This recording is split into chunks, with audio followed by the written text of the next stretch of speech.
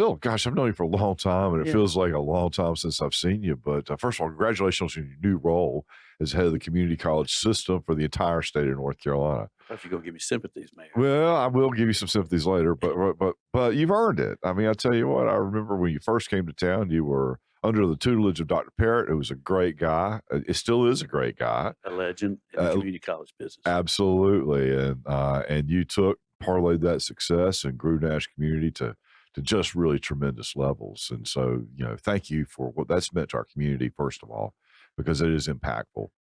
But I want to talk a little bit about what the community college system does, in terms of education, the opportunities it provides to folks, and then what your current role is looking like, and where you're seeing budgetary needs throughout the state. And how does it impact with economic development? So, and I can give you 12 more questions, but I'll keep them at least in order, so maybe it's a little easier for you to answer it. Yeah, I'm kind of tired. We're in the middle of the legislative session, so I'm kind of tired of losing sleep. But Mayor, the community college is still true to its roots. Yeah. A lot of people. I got this question asked in the down Jones Street the other day, Yeah. and I said, "Be assured, we're still very technical focused. Okay. We're still skilled workforce focused." And I said, "We are your workforce partner.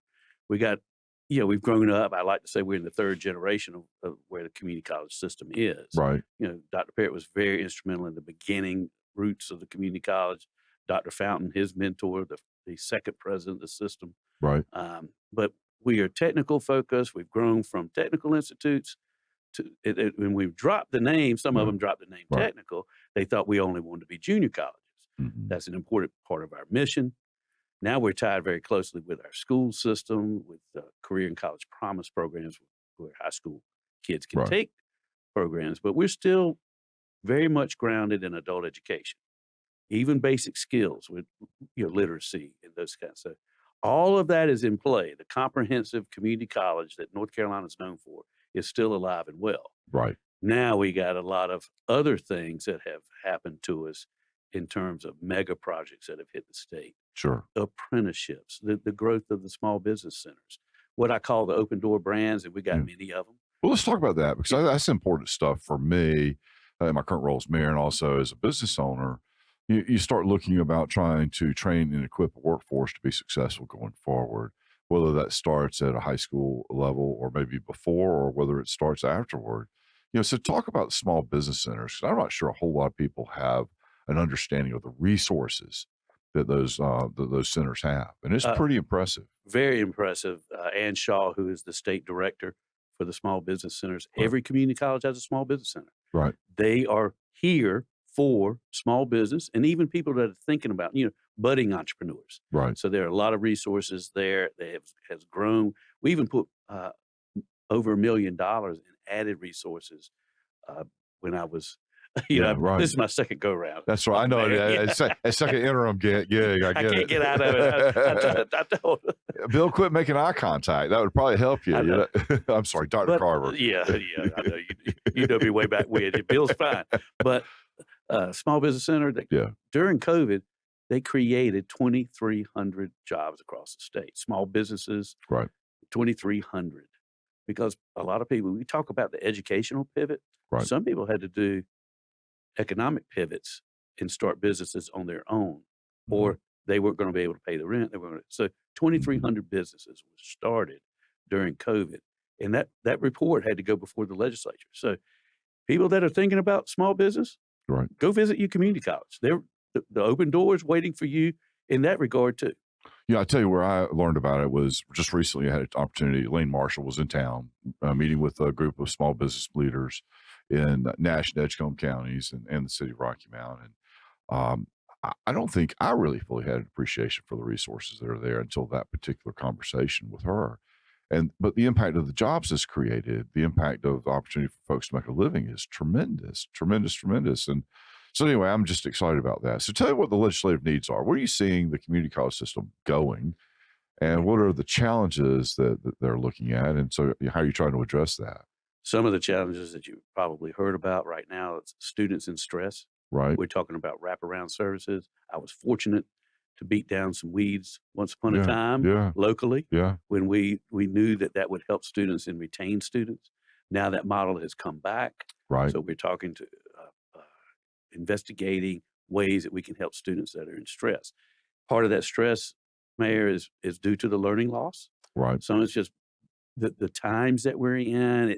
I don't know. It's a little different than it was pre-COVID, Mm-hmm. and we have to respond. The big universities have resources to help a lot of times in that regard, but we have seen that they're struggling with some of the same issues too, even with the resources they have. So we got wraparound services. Just on the economic development side, they want more apprenticeships. Right. Huge companies coming. I just left Apple in Raleigh the other day. They want employees. It is almost being machine gunned with every single aspect of what community colleges are expected to do. Wow. So apprenticeships, 13,000 apprenticeships last year. That's amazing. We had to make a report. And then we have to help. So who's paying for those internships? The company paying for that? State, college system? That is a partnership. It's a very unique partnership. If businesses are listening right now, I right. encourage them to investigate if they have apprenticeship opportunities where they can get a year's worth of salary for an employee that is in apprenticeships. I was pleased to go to the fair. And we have the apprenticeship competition. So they come in, registered apprentices can sign up and compete.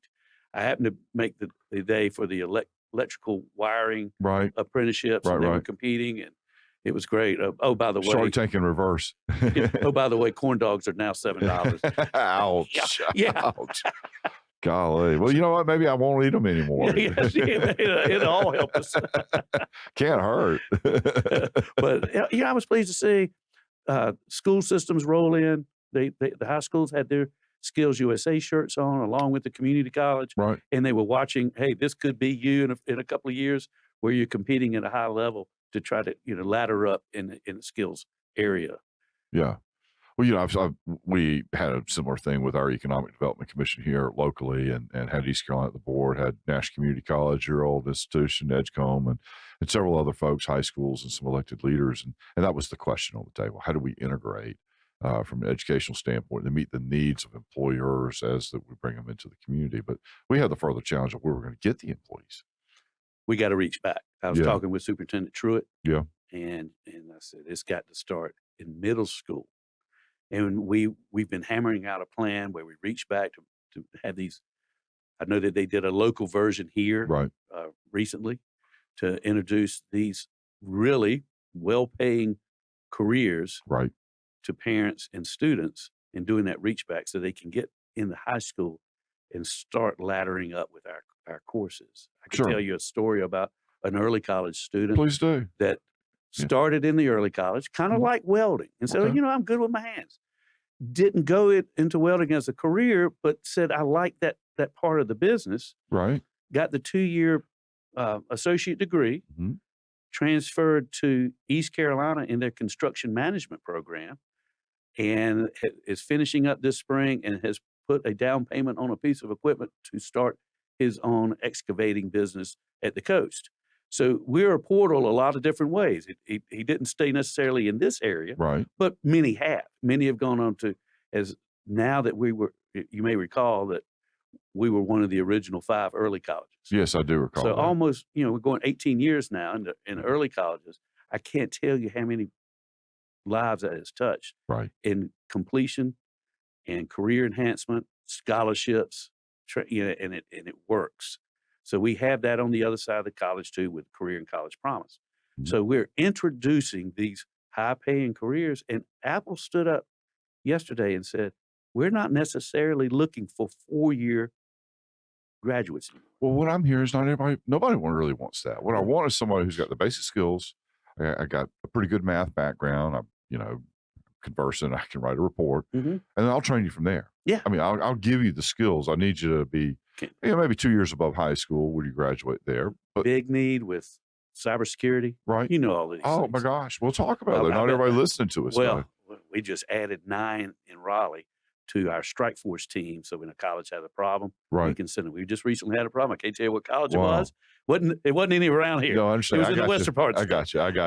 Well, look, City Rocky Mount's been hacked. So, and it's a problem. It's a big problem. And we sent our strike force team now to mitigate the damage that was done. It got some damage. Right. But we're able to minimize that damage. Right. And that's just the system. That's just the system. Yeah. And you hear about it all the time. You said it happened here. It's happening everywhere. So companies need it. Apple needs those things. Google in the western part of the state. All of these brands that you've heard. But we're also helping 240 other companies in North Carolina that aren't these big brands that, Toyota and VinFast. Right. The incumbent workforce, it's still happening. That's our mission.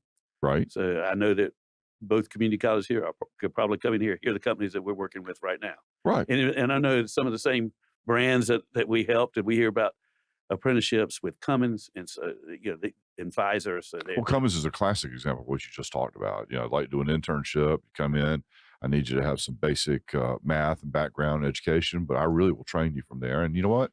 If you need a master's degree, we'll pay for that. Right. We'll get you there. Wendy Marlowe. She was Absolutely. She was the vice president out at the college, and her son went through their program, did 2 years with the community college, finished up East Carolina while he was working at Cummins. I don't know what the young man makes now, but I can tell you, I think he's doing okay. He was doing okay to start with, right? And then keep on advancing. But isn't that what it's about? It's about building a career. And all too often now, recently, careers have been defined almost in quarters, not really in terms of years. I don't know what the average number of jobs a person has, but it's a pretty dramatic number last time I looked. The average lifespan of community college presidents about 6 years. 6 years. In our business, so you've had like 7 lifetimes, all within a 50-mile radius. Yeah. So where are you seeing the push points in the community college system right now, the needs, and what are you asking the General Assembly? Faculty salaries front and center. Okay. The pressure on the healthcare piece, staying competitive with salaries, because I don't need to tell you in healthcare that nurses are very expensive. Yes, they are. And we're getting a lot of pressure. Superintendent Truitt, she needs nurses at the school level to teach. You can't produce a nurse unless you have someone to teach the nurse to start with, and that is a limitation I'm seeing not just here, but lots of places, lots and lots of places. And I remember some of our faculty. We were getting some young ones in, but we had some that were contemporaries of mine as well, and that puts pressure on the. Are we still the young people? No, I think I scare people now. Tell them when I was born. But, the faculty salaries, high tech. I talked to a community college president the other day, and he said that his highest paid faculty member was his diesel mechanic instructor. Wow. He said, that's what I had to do to get the talent that I need. Otherwise. Or they go work somewhere else in industry. Right. And so, if we don't have the very best talent in the faculty ranks, then what are we preparing? Well, you're not going to produce the same quality that you would want to, right? Exactly. Yeah. So healthcare, faculty, and then you can't ignore staff either. Right. So you increase one. I mean, I'm kind of looking for a little something. And not to mention that inflation has been going up, 7-8% for the last 2 years. So that same dollar is now worth, 90 cents? Yeah. 85 cents, something like that. I mean, depending on when you drop the tape. So we're trying to hold tuition steady at community colleges. Right. I think the university system just had an article about they're holding tuition steady. Right. But fees and other things and costs, and it's a community college, gas, books don't remain the same. Gosh, I mean, I guess they're still the same price. I mean, just super high. You can't resell them for anything. But I'm hearing a lot about student retention too being a little bit of a challenge, and just enrollment as a whole. Are you seeing that all over the state, or is that just more of a localized challenge? And during COVID, apparently, things went up. Now we've kind of, I guess, normalized. Is that a right word? Well, it's right before COVID. Yeah. That fall, it was the slope on the increase was going in the right direction for the community college system. Right. COVID hit. You switched to online programs. The spring, they kind of hung with you in the spring. And then we saw the drop off after the spring. Okay. There was some drop off. Now, I'm pleased to say that there are colleges that are doing better than pre-COVID in the state. So as a system, we're up about 1.7%. Okay. So, but some of our rural colleges got hit particularly hard. So even Wake Tech says they're flat this year. I went, wow, Scott, the first time I've heard you ever say that. I've never heard that. Yeah. I mean, talking about. But they grow every year, and their flat is huge. Well, they're building a campus not more than 35 miles from here. Did you see it? I saw they put the sign up on it the other day. I didn't see the sign. I just happened to know that's where it was. Oh, they got the sign up on it now. And of course, rural colleges always have the problem. They're people are migrating out of those counties and they're not really staying in place, and so that's a challenge. So, what is going to be the solution for institutions like that? I mean, become part of a larger system, or how does that really work? Do you think? Well, there's some talk about some. Yeah. Are we going to be still 58 colleges? 10 years from now? I don't know. I won't be there to answer the question or see it happen. Right. But I did meet with some of the rural colleges, and they have put some emphasis on rural colleges and said, you have to work. You're going to have to work hard at what you have. Right. I talked to a rural college president today, and he said, I'll never be the biggest, but I can be the best. And some of that's going on with how do you enhance your brand? Right. We used to get 5% of our students from Wake County. Not a surprise. Because it's an easier reverse commute if you think about it. It was easy reverse commute. They got a little overwhelmed with big college, and they said, the level of service that you're able to give. So I've advised college presidents to work what you have. Right. Right. Be extra intentional. Right. Don't be just intentional. Be extra intentional. I get it. In serving students. Well, so you're talking about challenges in finding teachers, and I know it's not an epidemic. I mean, we're functioning just fine, but it needs to be improved, needs to be shorn up, and challenges with rural areas and populations. What impact is technology having in terms of education, folks? Educating people today. I see these online universities. I'm sure the community college system is working similar types of things, and I would imagine certain subjects are easier or better taught, from a distance perspective than others. But I mean, what impact or opportunities are there? There's still plenty of opportunity in online. Right. Now we've blended those courses to be kind of a hybrid model. Okay. We actually had to come up with a definition for that just so that we could say, hey, we're all going to do this in the same way. But online is alive and well. UNC has announced a big push in online. Okay. 60% of the students that take online courses in North Carolina take them out of state. Is that right?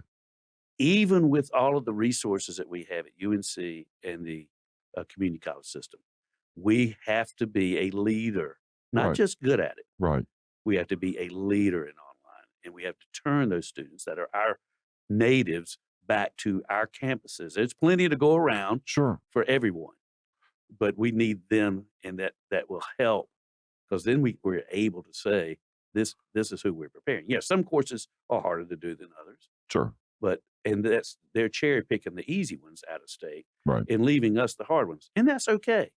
But at the same time, when we have to pay the bills for the technology that's required, the back office requirements, we have plowed millions of dollars into local colleges, ones around here too, to shore up the back room, to ensure the software is ready, to put colleges in the cloud. We got 58 community colleges, 54 of them in the cloud. Okay. I just mentioned the strike team that exists. So some people wonder, well, what does the system office do for us? Right. And I went, well, when you need us, you know exactly what we do for you as a college. Thank you very much.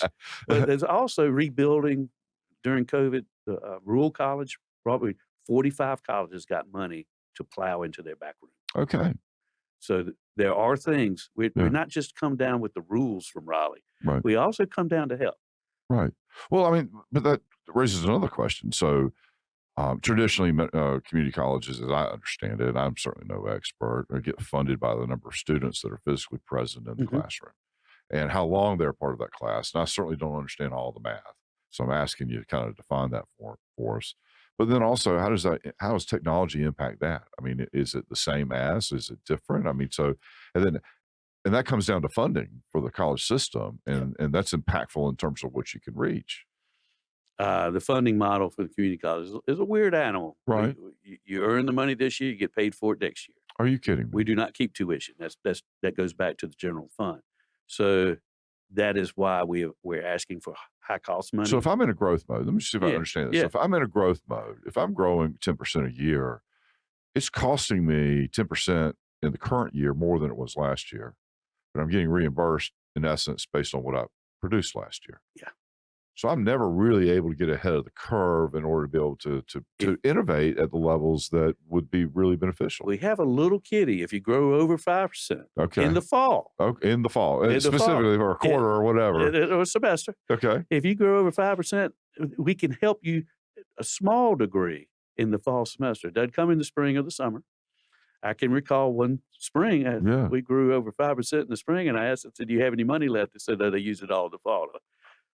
Well, what do you do? I mean, seriously, you just suck it up and try to get across until they fund you. Official, just put your head down, just keep driving. I call it chopping wood. Just keep chopping wood. Yeah. Well, so okay, we go back to the reimbursement. So we got that. So I stopped you because I wanted to make sure I was hearing you correctly. That just seems almost counterintuitive. Now it works great if your customer count or your student count's dropping. I mean, you got more cash than you've ever had. You got a chance to retool. You'll get less next year if it's I understand. So you almost have to be in a precipitous fall before it works. Yeah, we do a little smoothing. We'll give you a 2-year average. Okay, all right. And there's a little smoothing effect that happens. Right. But it can be tough. Now, we put $5 million in play of high-cost money so that you didn't have to take it out of HIDE if you want to adjust on some of your high-cost programs. That only helped 14 colleges. Okay. So we're at the legislature now going, that was a really good program. Yeah. Honorables. Yeah, right. We would like some more. Right. And so we're asking for some more in the high cost.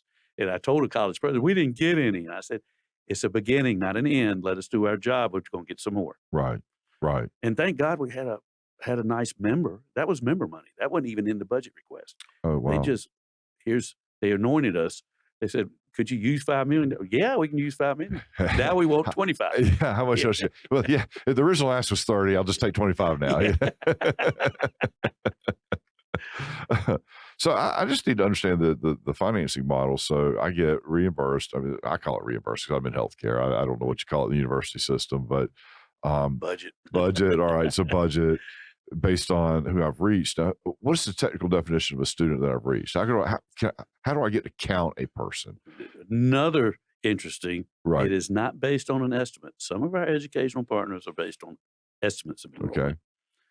It is actual enrollment. Right. And you've stayed at least 10% of the period of class before you can even count them as enrolled. Doesn't matter if you put services on. Okay. Doesn't matter if they've been through financial aid. Doesn't matter if they've been through a counselor. Right. Doesn't matter that we'll call it the front end cost. The front end. Yeah. It doesn't matter until they're 10% in the class, and then you're allowed to count them as an enrollee for budget purposes. Wow. Okay. That's why it's a balancing act. That's a math problem. I mean, that's not higher math. I mean, that's like calculus and stuff. It's alchemy. It's not an exact science. I like it. It's not exact science. But there is some gold in there somewhere. Well, it's doing a great thing, right? And I'm just kind of scratching my head because some of the places that we need it the most, rural areas are, challenged a little bit more than others. Coming out of COVID. Right. Yes. Right. Yeah, that. Then you've got a funding challenge, and we are blessed from a perspective of the state. We're the fourth fastest growing state in the country. We've got a large tax windfall. Our economy is doing very well, especially relative to the rest of the world or rest of the United States. So we really are in a good place. However, how do you allocate those resources to continue to drive that growth? And you're right there at that core, the nexus of that. And the however is a little bit scary right now. Never in the history of the state of North Carolina. And, we've lived a couple of large projects here. Right. Cummins being, at the time when Cummins landed here, and Jim Hunt was actually advocating for Nash County. That's right. At the time when that landed, it was the largest project North Carolina had ever landed. Is that right? Yeah. And one of the most complex in the way it was structured. Right. Now, these asks that we have now dwarf Cummins. Even though, Cummins has been a great community partner. We could go down the list. Absolutely. And so that was the right investment. It was right at the right time. And I know there were pain points always, but just getting the employees prepared for those careers that exist at Cummins. We got several large, more than, Toyota, the world's largest automaker, says they're coming to North Carolina. Okay. Going to Rockingham County, is that right? Yes. Or maybe Richmond County. Anyway. Somewhere not here. Not Richmond County. Somewhere not here. Yeah. Somewhere in the middle of the state. Yeah. As I say that That's right. our brethren in the middle of the state seem blessed right now. Yeah, if you're on the 85 Crescent, you seem to get a few more breaks than if you're on the far east or far west. So the 12,000 the workforce that's going to be needed, and serve the incumbent workforce and replace those, and and the 240 projects I said that are smaller in nature that are spread across the state that are already there. It is daunting. Yeah.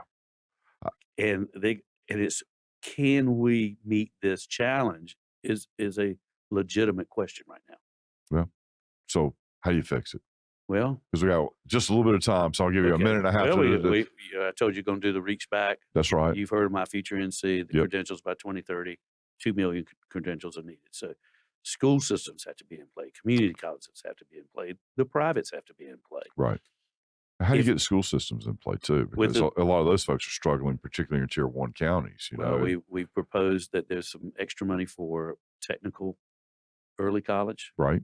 And we're asking that there's an expansion of the early colleges so that we can thread in that technical piece. Okay. Not just transfer. Right.